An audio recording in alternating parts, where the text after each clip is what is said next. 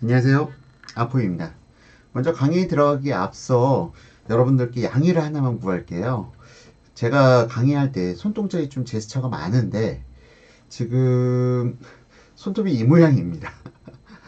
손톱이 이 모양인 건요. 제가 자고 있는데 저희 딸내미가 제 손톱에다가 매니큐어를 발라놨더라고요. 아, 그래서 강의하기 전에 되도록이면 이걸 갖다 매니큐어를 갖다 다 지우고 그리고 강의를 해야 되는 게 예인 거는 당연한데 아, 지금 사실 새벽에 촬영하는 거라 지금 아세톤이 어디 있는지도 모르고 미리 이 부분 양해 부탁드립니다. 뭐 아포의 성적 취향이 뭐 독특하다거나 그런 거 결코 아니고요.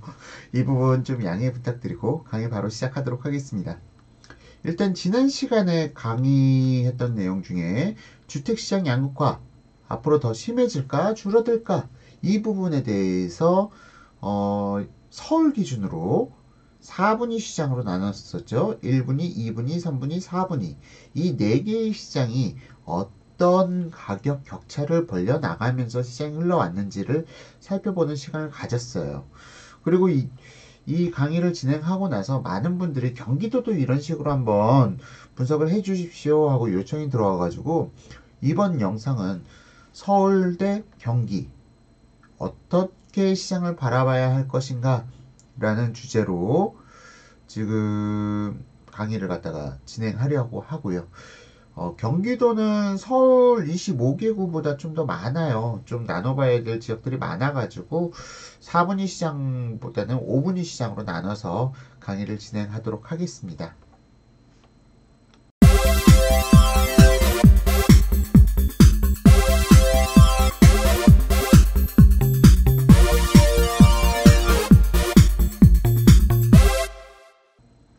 먼저 강의를 진행하기에 앞서 제가 부동산을 갖다 분석할 때 통계 자료를 갖다 내는 자료들은 크게 두 가지로 나뉩니다. 물론 다른 여러 가지 자료도 사용하지만 크게 두 가지가 첫 번째 한국감정원 주택가격 지수를 갖다 활용할 때가 있고요.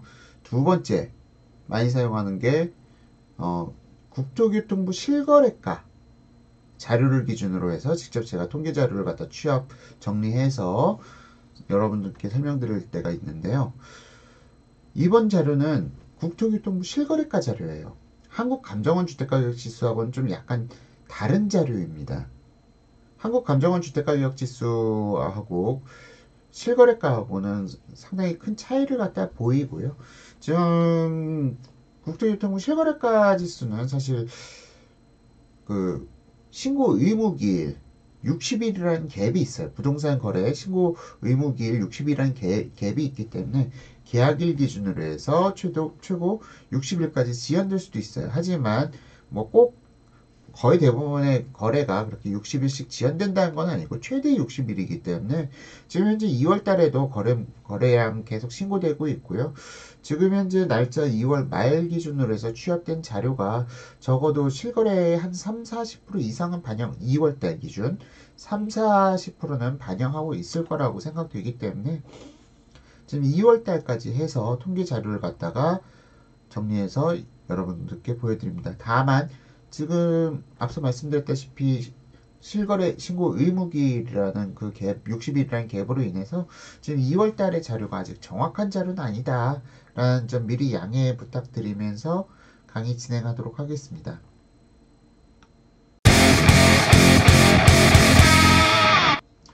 먼저 경기도 시장을 갖다 분석하기 위해서 42개 경기도 지역을 갖다가 42개 시 그리고 구 지역으로 나누어 가지고 각각의 지역별 평당가 흐름을 갖다 살펴봤습니다. 42개 구역으로 나뉘어졌고요. 그리고 시별로만 자르지 않고 그 각 시마다 구 단위가 있는 부분은 구 단위까지 해가지고 다 쪼개가지고 한번 살펴봤어요. 그렇게 해가지고 5분위 시장을 갖다가 나누게 됐는데요. 말씀드린 42개 지역이 지금 이렇게 차트와 같이 쭉 나타납니다. 물론 이걸로 여러분들께 뭘 설명드릴 건 아니고요. 이런 절차와 과정을 거쳤다는 걸 갖다가 보여드리려는 것 뿐이고 이 차트에 따라서 그 경기도 지역의 각 분위별 시장을 갖다 살펴봤더니 지금 이렇게 1분위 시장 분홍색, 광명, 과천, 안양 동안구, 성남 수정, 문당, 하남시 이렇게 1분위 시장이 나타나고, 그리고 2분위 시장은 고양, 일산, 동구, 일산이 동구하고 서구가 있는데 동구만 2분위 시장이 들었어요. 그리고 구리시, 성남 중원구, 의왕시, 군포시, 안양 만안구, 부천시, 마지막으로 용인 수지구와 수원 영통구까지 해서 2분위 시장에 포함이 되었습니다. 지금 1분위 시장, 2분위 시장 특징적인 점, 서울과 인접한 지역, 서울과 접근성이 용이한 지역 위주로 1분위, 2분위 시장이 만들어져 있고요. 그리고 한수 이북보다는 한강 이남 지역의 경기도 부분 지역들이 보다 1분위 혹은 2분위 시장에 포함됩니다. 자, 그럼 마지막으로 3분위 시장을 갖다 살펴보게 되면요. 3분위 시장은 김포시, 고양 일산 서구, 고양 덕양구 3분위 시장은 지금 그 한강 이북 지역에서는 이렇게 3개 지역밖에 없고요. 그리고 나머지 안산, 단원구, 안산, 상록구, 화성시, 그 다음 수원시가 영통을 제외한 장항, 팔달, 권선 이 3개 지역이 모두 지금 3분위 시장에 포함됐고요. 다음 용인 기흥구가 또 3분위 시장에 포함되어 있습니다. 여기서 지금 이 영상을 보시면서 좀 화성에서 동탄에 계신 분들은 좀 야, 우리 동탄만 빼면은 충분히 2분위 시장 안에 들어 라고 주장하실 수 있는데 맞는 말씀이시고요. 실질적으로 지금 이 차트가 좀 지역 내 편차를 갖다가 무시하고 그냥 단순 평균으로 갖다가 뽑아내다 보니까 좀 이 차트에 동의를 갖다 못하실 분들이 아마 그러니까 특정 시 혹은 구에서 좀 부촌에 속하신 분들은 이 자료를 갖다가 좀 약간 언짢게 생각하실 수도 있을 거예요. 지금 이게 4분위 시장으로 가면 더 심해지기도 합니다, 사실은. 자, 3분위 시장 딱 경기도의 중간에 위치한 시장들을 보셨고요. 이제 4분위 시장으로 넘어가게 되면요. 파주시, 시흥시, 지금 시흥시에 계신 분들도 백옷 지역에 계신 분들은 야씨 우리가 무슨 4분이야 라는 생각 드실 수 있을 것 같습니다. 그리고 다음은 의정부시, 남양주시도 마찬가지예요. 다산신도시 분양받으신 분들 기분 언짢으실 수 있는데 다산신도시 같은 경우도 다산신도시만 별도로 빼놓고 보면은 2분위 시장까지는 올라갈 수 있을 겁니다. 뭐 별내도 마찬가지고요. 여기 남양주시가 4분위 시장.